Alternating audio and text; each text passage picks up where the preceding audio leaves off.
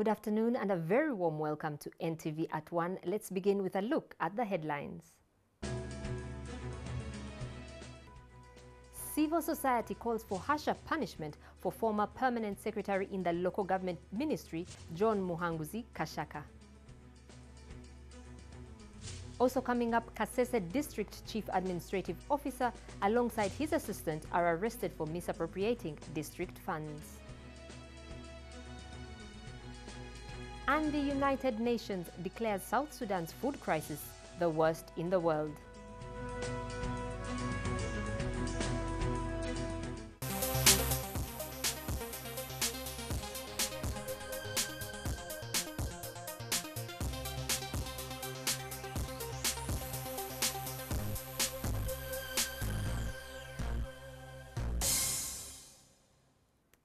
Once again, a warm welcome to NTV at One. I am Mebo Kebirunji. Civil society organizations are dissatisfied with the punishment given to former local government permanent secretary Kashaka Muhanguzi and his accomplices. Kashaka and his colleagues were convicted for costing government over 4 billion shillings in the bicycle deal. They were found guilty by the anti-corruption court last week and sentenced to 10 years in prison. That the suspects were convicted was good news for the civil society. We are happy with the ruling of the anti-corruption court. Kashaka Muhanguzi, the former permanent secretary for local government, and his other accomplices, including Sam Erongoti, Robert Mwebazi, and Adam Alum, were sentenced to 10 years and 10 days in prison. In addition, they were asked to refund 600 million shillings, an amount the civil society organizations are contesting. The request is that the entire 4 billion should be recovered as public funds. Itel Company is said to have been contracted with the task of delivering 70,000 bicycles meant for the chairpersons of parishes and village councils. The civil society want Parliament to quickly pass the Anti-Corruption Amendment Bill into law with the provision of empowering government agencies to confiscate and seize property of corruption suspects and convicts added. That provision should be put there, should be provided for, so that legally the institutions of government can move into seizure of property and assets of public servants that in cases where such assets have been acquired through mischief. The Anti-Corruption Court is still handling other high-profile corruption cases which involve hefty sums of money. Solomon Kawesa, NTV.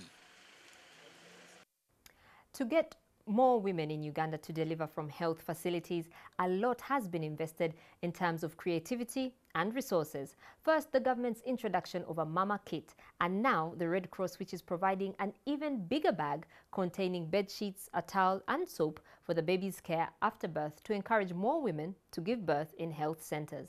The biggest challenge, however, is that like the government kit, there have been registered shortages for months, which have plummeted attendance. While these are all worthwhile innovations, sustainability is proving difficult. Deliveries in health facilities in Amuru district are below 35%, which is really worrying for the district, especially if they want to improve maternal health. Now they tell us that they've been giving these people incentives once in a while, the pregnant women. But the challenge is this: these are not sustainable. We give supplies of mama bags, depending on our supplies and the assessments in the communities and the registered mothers. You find that in the community like this one, they are more than. So we try to do our criteria to select at least the most vulnerable. But they're all vulnerable. They're all vulnerable. The government is providing the mama bags, fine, but you know they also because of what Red Cross has in their mama bag, the bed sheets and that, you know, our people are vulnerable and they cannot afford such things. So when they hear we have them, most of them come to deliver because they want to acquire those things for their babies. But this is a project which is a short lifespan. It's going to end.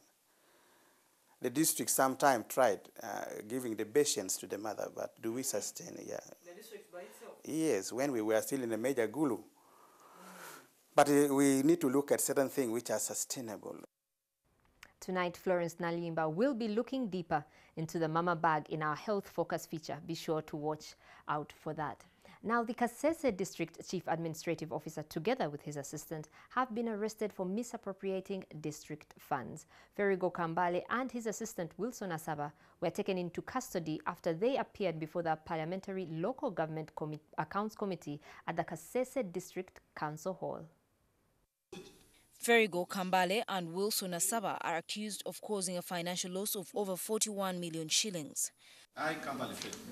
The responses Kambale gave to the questions posed to him by the Local Government Accounts Committee were found unsatisfactory. Accountabilities were checked and correct. Do you know this book here? Do you have a copy? During the exchange, Ferigo Kambale insulted the Auditor General's office, saying there was a lot of incompetence. Everything Auditor General should answer because we gave them everything. What they verified to our surprise resurfaced in the Auditor General report. What they have never verified, they have never given us feedback, whether they had issues or not. Sincerely, are we the people to answer that? I think you will be the one to answer. Kambale appeared before the committee alone, as his assistant had delegated an officer to represent him. Ferigo was detained for failure to justify the expenditure of over 41 million shillings spent by Bwere Hospital. If they sign anywhere to indicate that they have current documents from you. The Kasese District Woman MP and the committee chairperson, Winnie Kiza, says the officers have to be followed up until they account for the funds meant to deliver services to the people of Kasese. At some cases, the CFO and the cow would shift money from development programs and put it to allowances, which is really not correct because you are depriving the taxpayers of services, sacrifice service delivery for allowances and parties. Busongora South MP Boaz Kafuda, also on the same committee, claims the officers have swindled millions of public funds by creating ghost workers on the payroll. 600 workers who have been deleted and they've been ghosts. We don't know if these people were deleted in good faith. We don't know if those people were deleted or maybe were they ghosts or they are not providing a very good report to the public. Also appearing before the same committee was the Kasese Municipal Council to answer queries on lack of accountability while it was still a town council. 4 conmen who are alleged to have attempted to rob customers of Housing Finance Bank have been arrested by police in Mbale. The 4 had parked their car at the entrance of the bank and were allegedly trying to lure their targeted people who were going into the bank to deposit money into their car. The 4 suspected conmen were intercepted and arrested after police shot at the car in which they were traveling.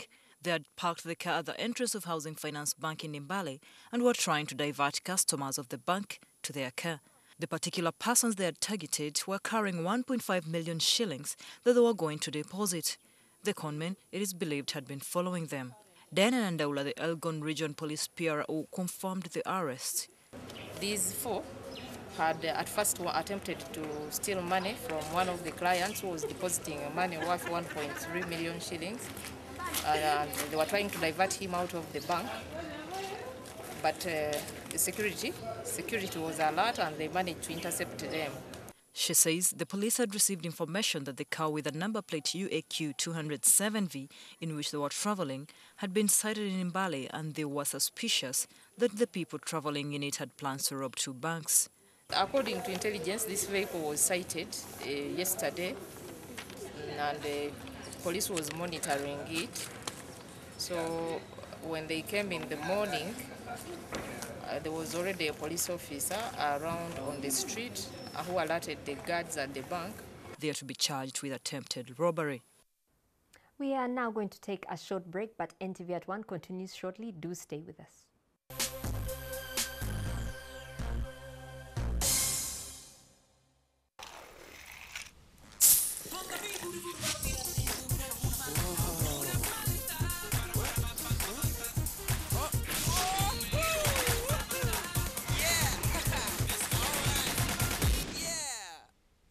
Huh? Nice moves, Florida. Try it. Told ya. Check out the new Fanta Orange, now with an even better taste. The Rainbow Ben 10 Carnival Season 2 is back. Join our team on Sunday, the 10th of August at Chiwatula Recreation Center from 10 a.m. to 6 p.m. for a fun-filled kids experience. There will be lots of kids games like bouncing castles, train rides, swimming, face painting, bicycle rides, five-a-side, and many more Ben 10 goodies to be won. Entrance fee is only 10,000 shillings. This event on the next episode, brought to you by At Orange, we know you want to do more on the internet. That's why we bring you happy hour day and night. Life stories. Ogamba kiseera kituuse ogenda okugamba nti bamuziika awe naviirako waya nengamba mutwala basitudde nze nkwata sanduuku ndaba bamuteeka muli kyokka baali bagiteeka wali ogenda okugamba nti basaba mu butuufu nze nasooka mu ntaano wayitawo nga nnaku 3 ne bampita ku poliisi nejja nempita ne baŋŋamba you have a case to answer. Naye nga bwemulaba ebisenge by'eruzira ebiyinza n'obutalaba nti gwaka biwanvu bikomeera ng'okyetoloola okuva eno olyoka ogenda eri mukondemu gye babasibira n'ogamba bannaye ku nsi kuno omuntu akwagaliza ekkomera waakiri akutta. Life stories.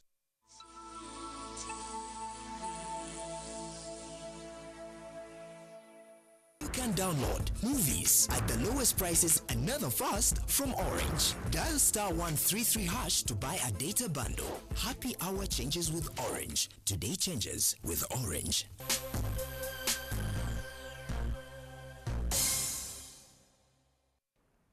Welcome back. You're still watching NTV at One.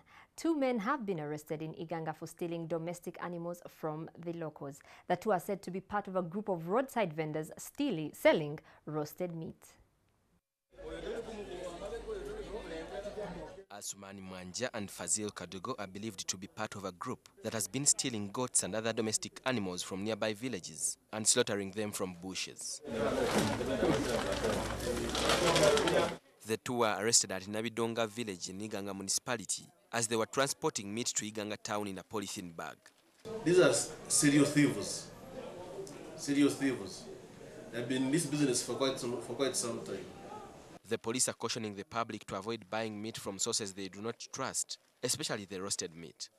And this is the meat you eat on the road, this is the meat you eat, the so-called muchomo. We won't charge them with safety. And we are going to look at another aspect, where they give people, unhealthy meat. We don't know if these cows and goats are sick. Last week, a man was arrested in Iganga for selling meat from a cow that had died of an unknown disease. Still in Iganga, the locals have undressed and beaten up a man who grabbed a handbag from a woman and made to run away with it. Hamdan Mbatia was nearly lynched and was saved by police officers who came and took him away.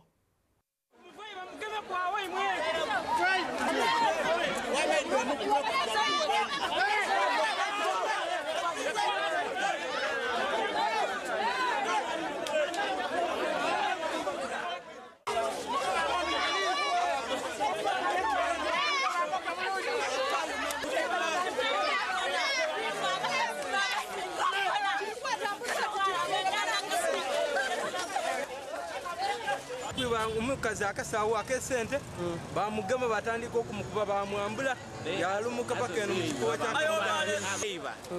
bataba mubene bamukatikiza omukazi sente yadema buti olumukubyemu yakati kandi bawe ajira okudikiza ngayo nga bamukubye bamwambula yalumuka asala nakufwa olwalero wabona aluwonye ajali enkoko ye.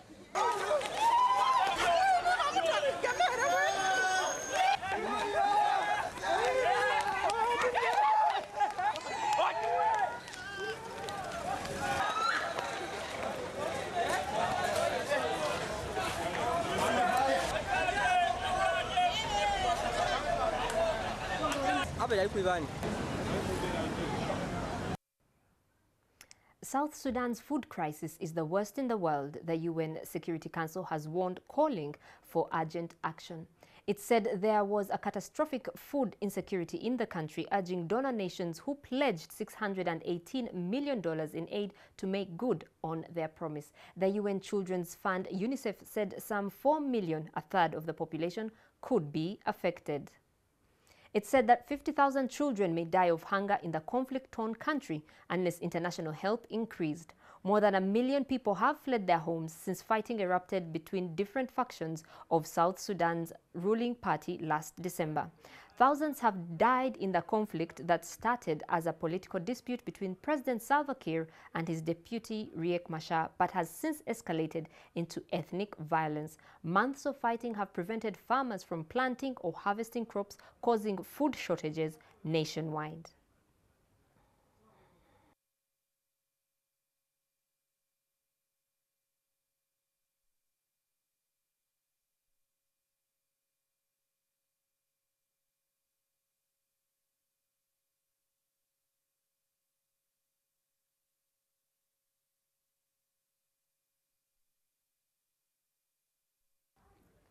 Rwanda's story has often been looked at from the prism of its dark history.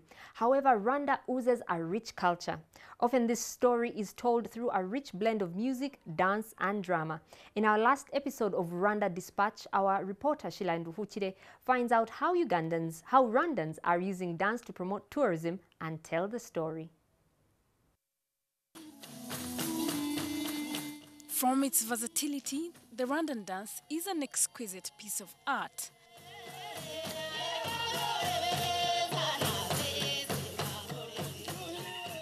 The Inore dance, as it is locally known, is one of Africa's longest established musical traditions. Unlike other countries, this dance cuts across the 3 indigenous tribes of Rwanda, the Twa, Hutu and the Tutsi. The locals say this dance evokes the spirit of unification and a sense of belonging.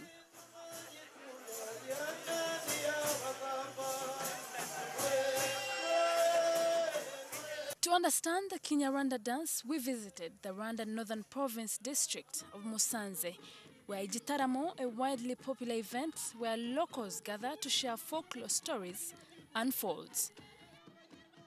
Surrounded by the rolling Virunga Mountains, Musanze district, with its lush greenery, is very cold. However, these dancers ignored the biting cold to put on a thrill for the guests.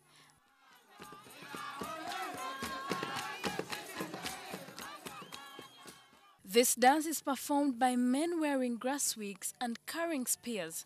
Each of the outfits worn by the dancers is symbolic. It depicts the man as warrior, like it was in the primordial times. The male dancers move from side to side, combining grace and complex choreography with a touch of aggression.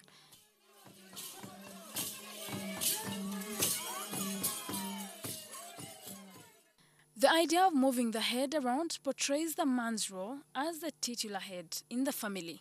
A man is someone who has to take care of the family, is the one who have to look after the kids, so that when he's doing this, he says, I'm in the right, I'm in the left, and in front and back.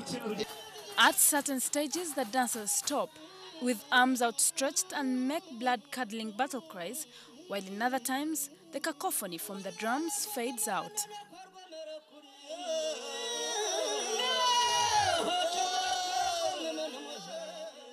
On the other hand, the swiftness and ease with which the women move their bodies mirrors the perception of a Rwandese woman who should embody an amiable and gentle character. That means they are very, very also beautiful wives. They are very friendly wives. They are very skilled wives. They're very expressive, and the dance is very full of life and spiritual, and I just really enjoy it. I feel like I'm in Rwanda. I too joined in the fray with the hope that I might acquire the skill.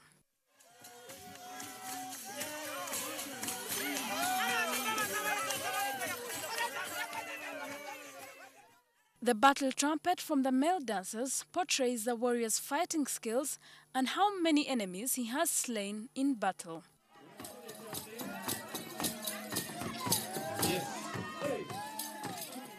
Often, when herdsmen were out grazing, they would engage in a mock fight to prove who was stronger. Battles traditionally involved Hutu, Tutsi and Twa fighting alongside each other against a common adversary. Dance is one of the many activities that Rwandans using to attract people to their country. Now, for instance, just right behind me are a group of dancers that represent the kind of life the Rwandans lived, the warriors. Shilanduwuchire, NTV, Musanze District, Rwanda. Quite interesting there. And to matter sport, Arsene Wenger's Arsenal lost in their second game of the pre-season tour of the United States of America, losing to Thierry Henry's Red Bulls by 1-0. More about that story in our international sports highlights. Manager Arsene Wenger named a strong-looking starting lineup with Jack Wilshere, Aaron Ramsey and Sant Cazorla all included. But it was Thierry Henry on the other side who was the star attraction, catching the eye in pulling the strings against his former team. The 36-year-old indeed lived up to his bidding with a well-taken corner which was nodded down by Ambrose Onyango before Wright Phillips placed it at the back of the net. Chesney came, then went back, and Bradley Wright Phillips poaching inside the 6-yard box.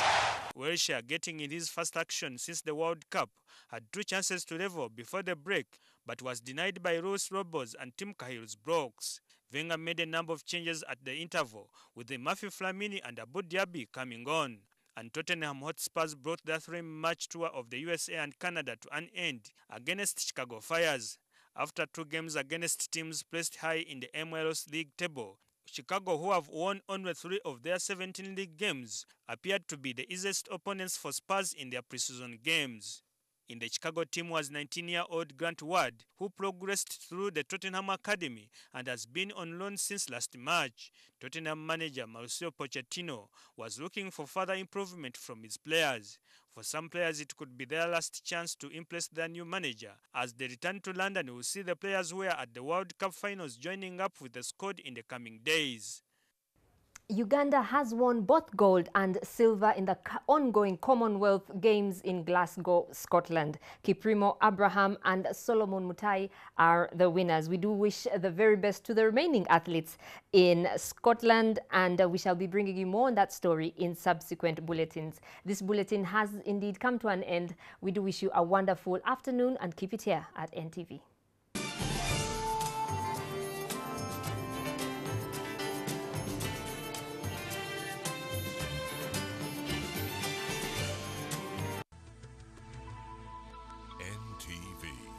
Turning on your world.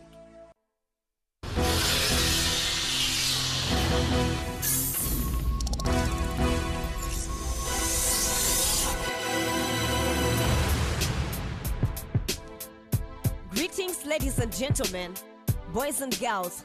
This is a news beat presented to you by Ladies Like and Survivor.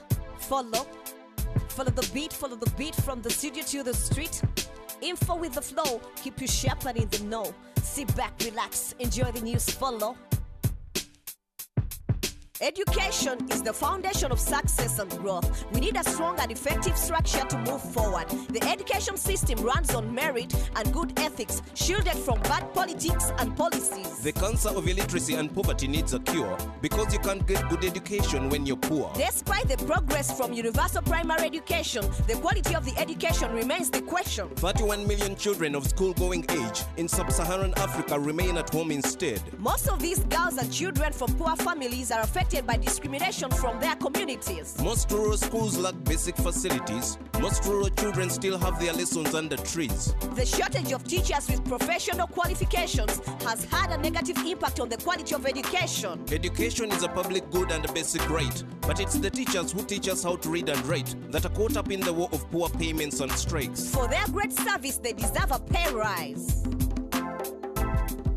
They say the ocean is life's support system, but pollution has rendered it a vulnerable victim. The ocean and its marine life need our protection. We need local solutions for better conservation. Nearly 1/3 of the world coastal regions has been destroyed by waste dumping and emissions. In Kenya, Ocean Soul has a practical solution which creates employment as well as fight pollution. A creative team of artisans transforms discarded flip-flops into giraffes, elephants, lions and other animals. These colorful masterpieces come with an important message to stop littering our water bodies with waste garbage. Ocean Soul has been clearing up since 1997 from urban slums to coastal areas along the ocean. The founder, Kenyan conservationist Julie Church, believes we can clean up our act through craft. They aim to recycle 400,000 flip-flops annually and in the process cleaning up the ocean gradually. Hundreds of jobs have been created by the establishment, improving livelihoods and saving the environment. Before there was ever any smartphone or internet, humans all over the world used to drum to connect. The very first phone was invented in Africa. That's the message of a brand called Nilotika Tujifa. By reviving our roots, they are going against the trend. The band is mixing it up with modern elements. And the message is bearing fruits from rap to dancehall. Their unique style has the people dancing off the wall. From Adungu to Ndingidi, the Nswasa and Nkadabi, they are beautifully fusing them all up to tell our story and take great pride in our musical history. We met their leader, the very talented Omutaba, and this is what he has to say. Traditional music is really forgotten about.